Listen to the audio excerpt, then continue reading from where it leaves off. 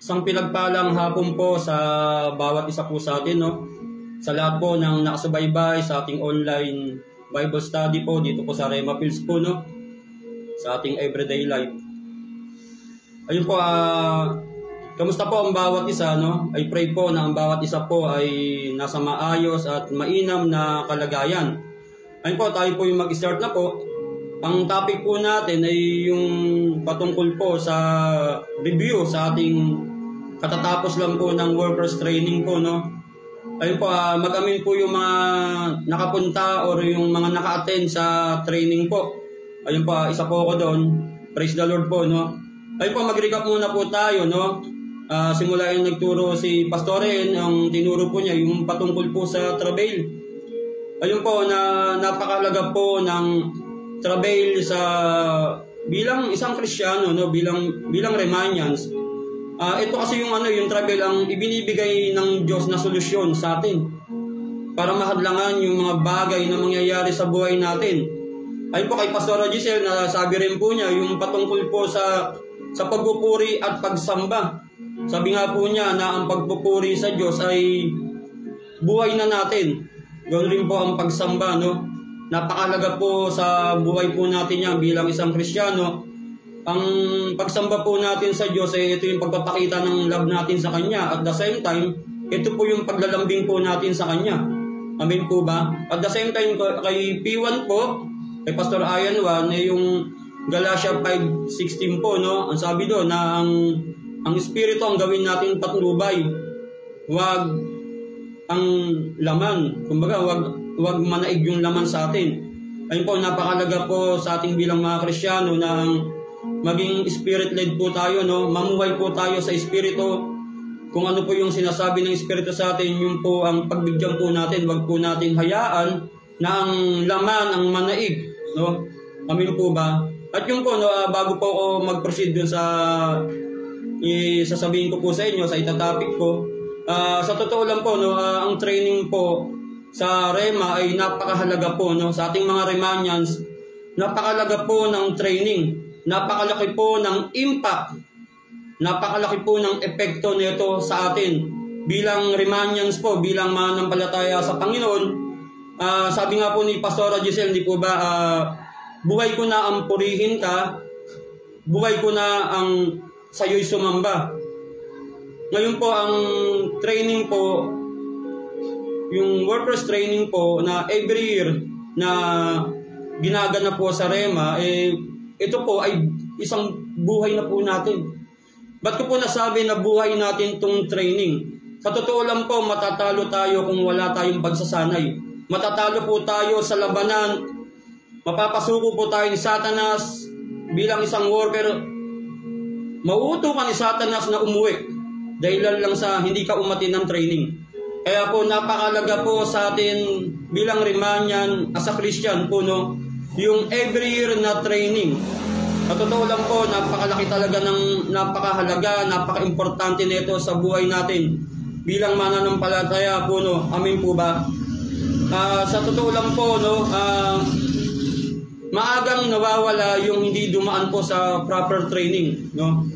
Naalala ko yung sinabi ni Pastor Nino na yung nagturo po siya, bago po siya magturo, andun po na nagtanong po siya kung sino na yung 11 years pataas na nagtitraining.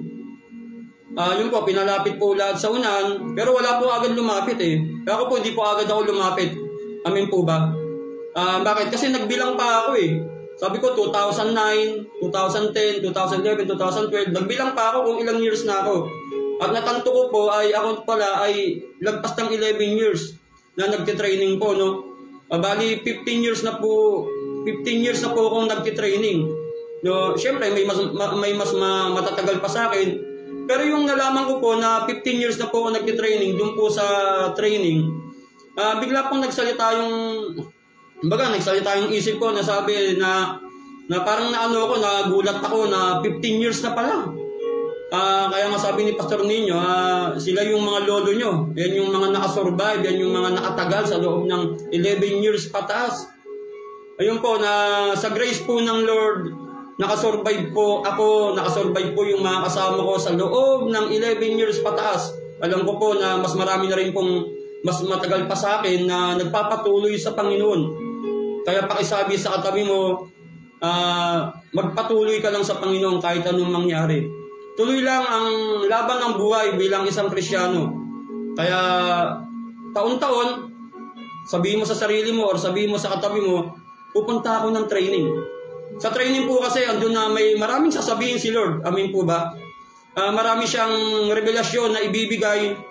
At the same time, marami siyang sasabihin sa iyo.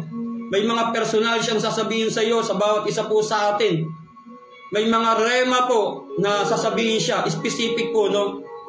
At the same time po, siyempre yung anointing na makakuha mo sa training para makatagal ka sa labanan, sa gera. Iba po ang pagkilos ng Diyos or iba po ang sasabihin ng Diyos sa camping. Amin po ba? Iba po ang pagkilos ng Diyos o sasabihin ng Diyos sa bawat services po natin. At iba rin po ang sasabihin ng Diyos sa training na nagaganap taon-taon. Kaya po napakahalaga po ng training. Ito po yung magpapalaki po ng muscle natin. Na para makatagal ka sa gawa ng kaaway, para makatagal ka sa pagsubok, makapagtiis ka, no? Sa buhay Kristiyano na hindi ka agad mapapauwi o hindi ka maalis kagad ni Satanas sa paglilingkod. Nasabi ko nga po na ugat na pala kami sa, kumbaga isa na kami sa mga naging ugat ng Rema po, no? Kasi bakit? Since 2009 po, no, yung nag-training po ako, hindi ko pa makakalimutan yun kasi unang pag-worker ko po yun, no, 2009, bago matapos ang 2009 na ako po ay tinawag ni Lord na maglingkod sa Kanya, no? Kaya sa totoo lang, sobrang nagpapasalamat ako kay Lord kasi bakit? Lord, salamat dahil sa loob ng 15 years, napagtiyagaan mo ako. Ayun po, ang laki po ng puhunan ng Diyos sa ating mga workers o tayong mga remanya, tayong mga naglilingkod sa Panginoon. No? Kasi bakit? Tayo yung mga sundalo ng Diyos, tayo yung nilalaban ng Diyos, hinaharap ng Diyos, kaya pakisabi sa katabi mo, nagtiyaga si Lord sa iyo, kaya nandiyan ka pa. Amin po ba? Praise the Lord po, sa biyaya po ng Panginoon, magkakasama-sama pa rin po tayo. No? Kumbaga, nandun na pakisabi sa katabi mo, walang iwanan sa paglilingkod, no? Ayun po, no, dito po, sa i-share ko po sa inyo, introduction ko lang po yun. Ito po, sa i-share ko po sa inyo, yung naalala po ba ninyo, yung tuloy-tuloy po yung service po natin, yung parang second day po yun, na yung 9 hours po na service na tuloy-tuloy. Kumbaga, walang hinto, walang pahinga, tuloy-tuloy lang po. Pakisabi sa katay mo, grabe, 9 hours, tuloy-tuloy, walang hintuan. Walang kainan. Kumbaga sa ating mga taga-Rema, no, may prayer and fasting. Amin po ba? Ngayon, may tinatawag na rin po palang sermon and fasting. Bakit? Yung time na yun talagang, yun nga po na wala pong kumain 9 hours. Na tuloy-tuloy po yung sermon po, no, yung leading po ng Holy Spirit sa ating Pastor Boy, na andun po na talagang walang kumain, talagang napatay natin yung laman. Kumbaga nagtagumpay tayo sa laman eh. Hindi natin napagbigyan yung laman. Pwede lang pala. Amin po ba? Paisabi sa katabi mo, pwede lang pala. Tayo palang tumagal sa 9 hours na walang kainan. Amin po ba? Sa totoo lang po, hindi mo pagnanasaan yung nakalimot ka na nga tayo dun sa pagkain, nakainan eh. Amin po ba? At sabi rin ni Pastor Boy na nasa inyo kung kain kayo, hindi naman pinipigilan, pero iba kasi yung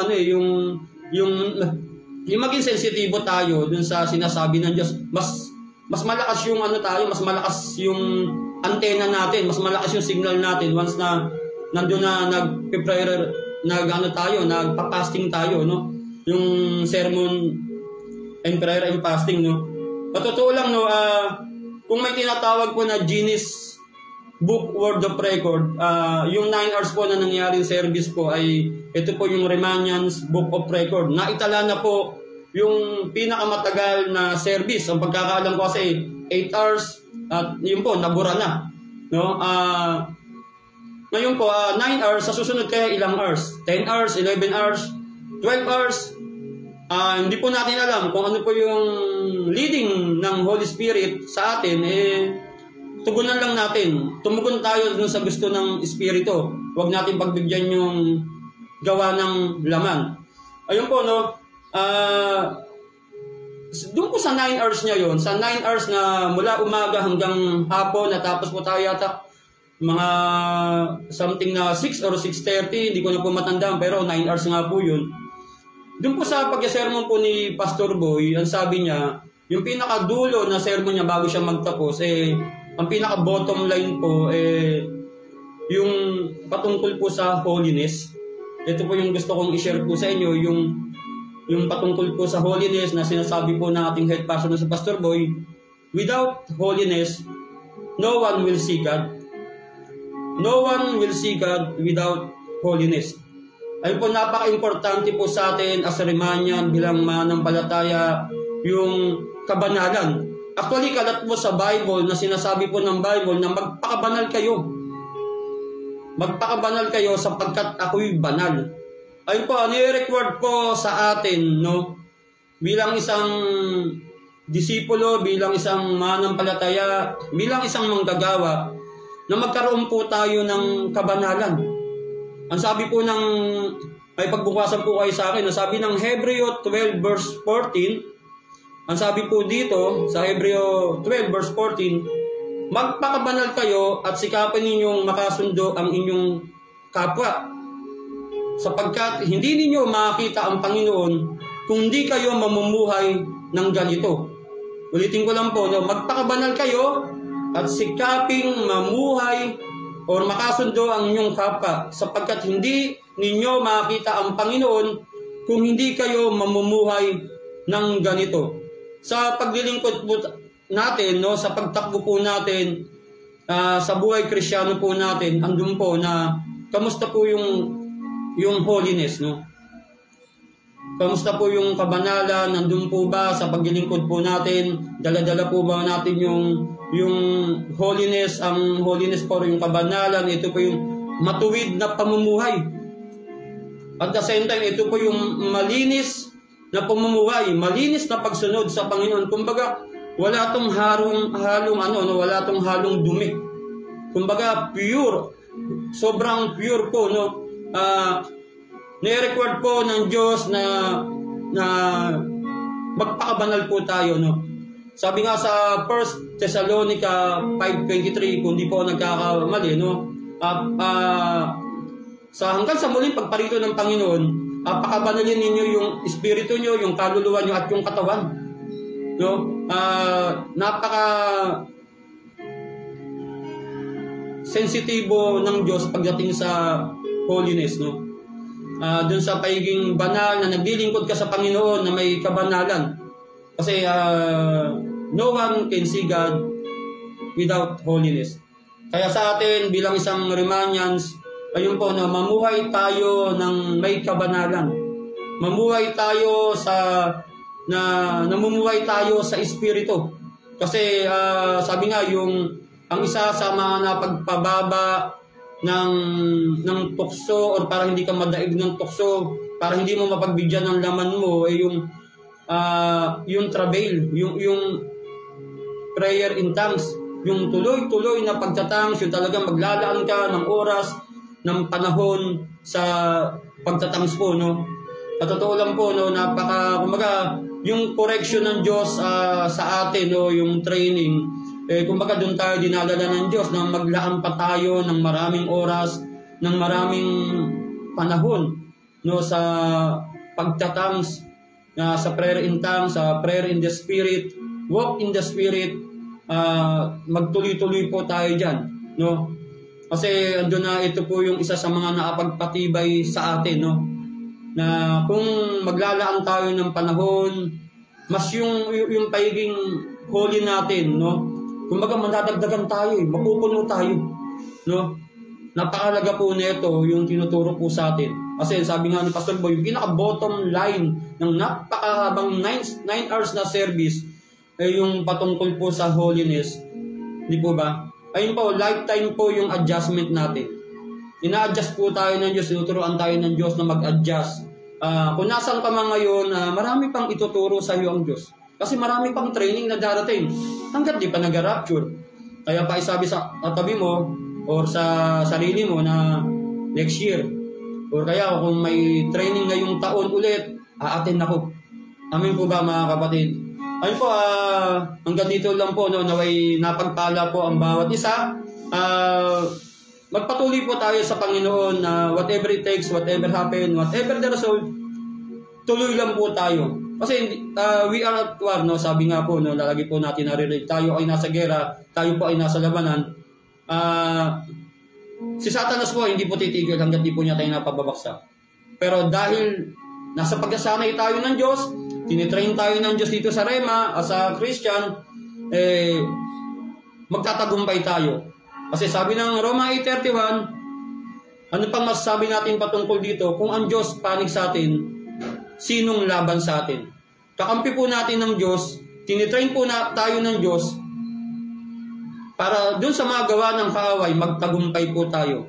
We are more than a conqueror. Tayo po ay higit pa sa mga gumpay. Roma 8:37 po. Ayun po, God bless po sa bawat isa. Pagpatuloy po tayo sa Panginoon. Tayo po ay manalangin, aming Diyos, aming Ama. Patuloy na kami po ay nagpupurit, nagpapasalamat sa inyo, sa patuloy na kabutihan mo, sa maraming bagay na tinuturo mo sa amin sa kabuuan ng Rema. Bigyan mo pa kami ng teachable heart na tanggapin yung mga correction, tanggapin yung mga gusto mong ituro sa bawat isa. Ingatan niyo po ang bawat isa, ang kabuuan ng Rema. Pagpalain mo, pagbuklurin mo kami ng pag-ibig na nagmumula sa inyo. Hayaan mo na maging sentro ng paglilingkod namin, walang iba kundi ikaw, Panginoong Yesus. Maraming salamat po, O Diyos. Nagwiwika po ako ng pagpapala ng masaganang buhay sa buhay ng bawat isa sa kabuuan ng Rema. Ingatan mo po, pagpalain niyo po ang bawat isang patuloy na sumusuporta sa gawain mo. At ikaw lang po maparangalan, O Diyos, wala na pong iba. Tanggapin niyo po ang lahat ng papuri, lahat ng pagsamba sa pangalan ni Jesus. Tayo po ay magsabi ng Amen. Praise the Lord po at God bless po sa bawat isa. Pagpatuloy po tayo sa Panginoon. Bye-bye po.